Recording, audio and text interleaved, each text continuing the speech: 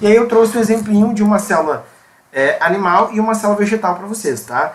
O que acontece quando eu coloco uma célula animal em diferentes tipos de concentração? Bom, partindo do ponto que uma hemácia está no nosso sangue com uma concentração de 0,9% de cloreto de sódio, ou seja, a concentração de sal do nosso corpo não é nem 1%, né? É 0,9%, não chega nem a 1%. Só que 0,9 não é 90%, tá? Na verdade tinha que estar assim, ó, 0,09, né? Para ser mais exato. Tá? Deixa eu apagar aqui. Beleza. E aí o que acontece? Opa. Quando eu coloco ela no mesmo, aqui está um pouquinho menor, né? Só para exemplificar que ela aumentou a sua concentração. Então quando está um pouquinho menor, aguenta. Mas vamos botar que aqui era 0,9. Tá? Vamos botar que era 0,9. O meio ia ser isotônico. Esse meio é isotônico. Então nada acontece com ela. Descarta que ela está um pouquinho maior. Faz de conta que ela está do mesmo tamanho. Tá. E quando eu coloco ela aqui, 0,9 em 1,5. O que é maior? 0,9 ou 1,5? 1,5, né? Então, quando eu coloco uma hemácia, que é aquela célula sanguínea que transporta gases lá do nosso sangue, num meio onde eu tenho bastante sal, a tendência é que a água saia da hemácia e vá para a solução. Então, a hemácia perde água, tá? Ela perde água. Perde água é a mesma coisa que desidratar e fica murcha. Esse murcho, né, para a prova também pode ser chamado de crenação. Crenação. O charque, a folha de alface da salada, as tuas mãos ou a tua pele quando fica muito tempo dentro da água com cloro, murcham, né, sofrem processo de crenação. O teu corpo perde água para a piscina, o alface perde água para o sal que tu colocou em cima dele, o charque da carne perde água para o sal que a gente colocou nele, e por aí vai, tá? Esse é o fenômeno de crenação. Então, perde água, né? Fica murcho. Ó, o meio externo é mais concentrado, é hipertônico, provocando perda de água pela célula que se torna murcha. Tá? Isso no exemplo onde eu tenho uma concentração maior que eu tenho dentro dela. Quando eu tenho uma concentração menor, veja que a concentração é menos do que a metade, ó, né? 0,9 vai para 0,4, entra a água dentro da célula. Então o processo agora é o contrário, a água entra, né? Aqui a água estava saindo, ó. A água sai de dentro da célula e vai para a solução. Aqui não, a água sai da solução e entra para dentro da célula. Ó, aqui sai da célula e vai para a solução. Aqui sai da solução e vai para a célula. E a célula ganha tanta água ao ponto de romper-se. Então ocorre a lise.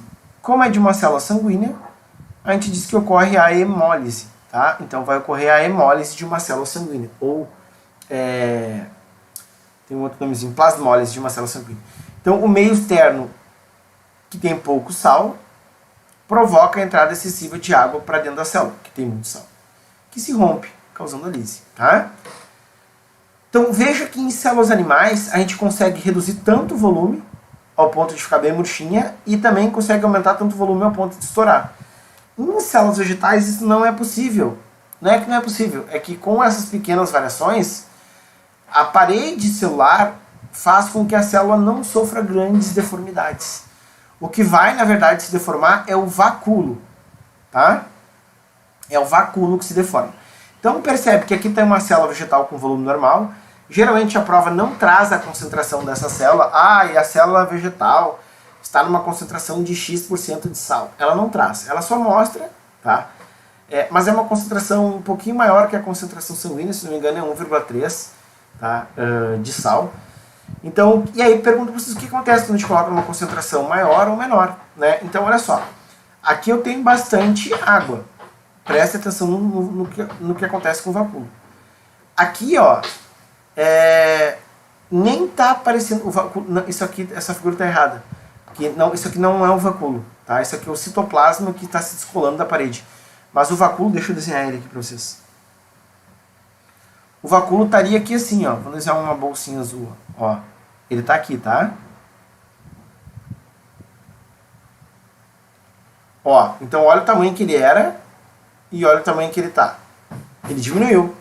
Se ele diminuiu, significa dizer que ele perdeu água. E se ele perdeu água, significa dizer que o meio é mais concentrado que ele. Então, colocando em solução hipertônica, ou seja, mais concentrado que a célula perde muita água, o que provoca o desligamento entre a membrana plasmática e a parede celular. Então, a membrana se solta da parede, ó, fica desse tamanhozinho, e o vacúolo encolhe. Tá? A gente diz que a célula está plasmolizada, que é a mesma coisa que dizer que ela está murcha. Eu vou botar aqui, ó. Murcha. É o alface, quando a gente coloca sal. Tá, soro, mas quando eu coloco sal no alface, ele fica murchinho, né? Mas não tem como voltar a ficar bonitinho de novo? Ou logo quando tu arranca o alface do pé e deixa ali 1 horinha, 2 até comer, ele dá uma murchada. Só que ninguém gosta de comer um alface murcho.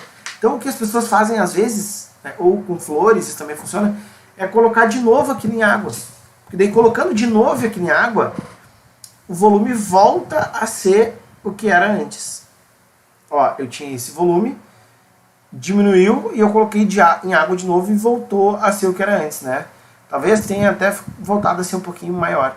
Então, colocando em solução com água pura ou solução de pequena concentração de sais, a célula recebe água tornando-se túrgida. Tá? Esse túrgida também pode ter um outro nome, plasmolizada. Plasmolizada. Ou seja, ela voltou a ser o que era. Por que ela não rompe que nem essa célula aqui, ó? Por que ela não rompe? Porque ela tem a parede celular. Tá?